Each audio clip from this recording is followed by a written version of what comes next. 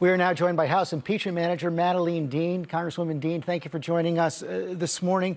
First of all, your reaction to the verdict. President Trump, as you know, is claiming vindication, calling it a witch hunt.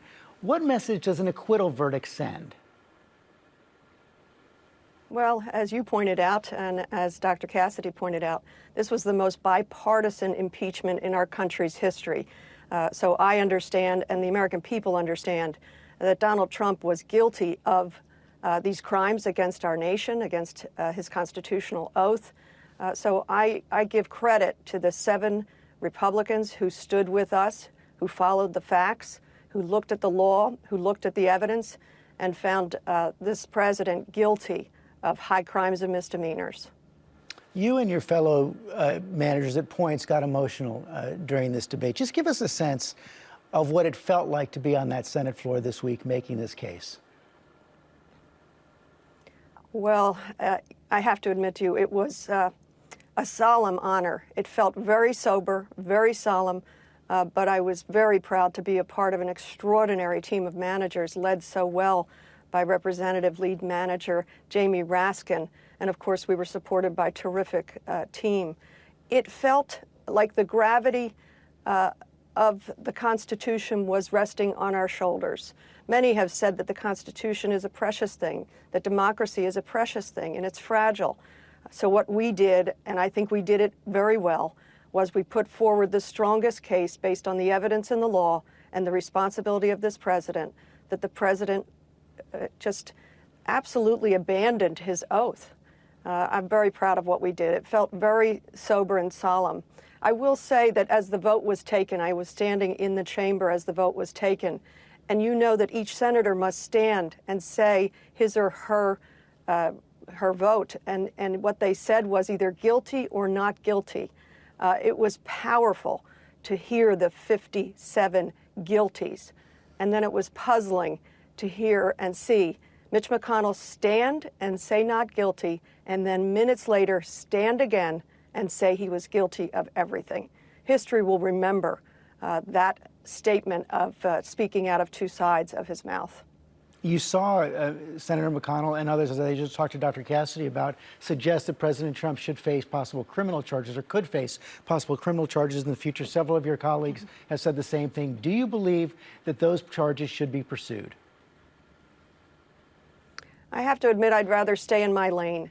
In the lane that I'm in, I'm very proud that the House impeached this president a second time. We brought forward an article of impeachment. We tried the case with a conviction of believing in our country and our democracy.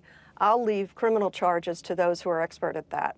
Explain what happened with witnesses. I know you had a long night Friday and early morning Saturday morning trying to decide what to do. You secured the vote to have witnesses and then agreed instead to stipulate that Congresswoman Herrera Beutler's statement could be put in the record. Some Democrats say you caved. Your response?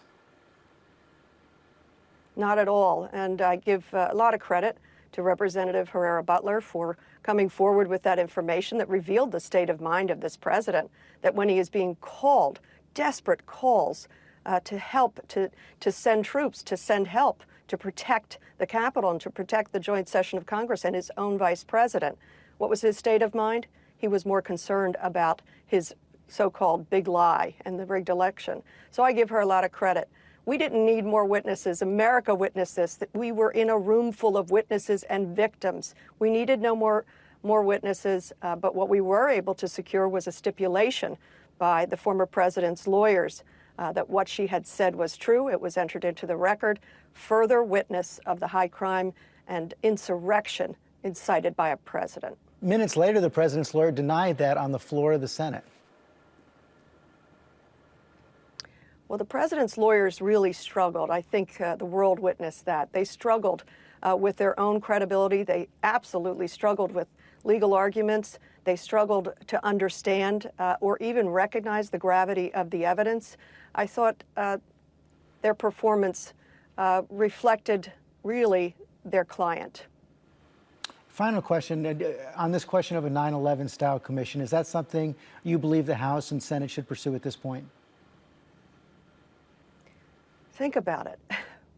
For the first time in however many years, We had an insurrection incited by the President of the United States, where 5 people died. More have died since.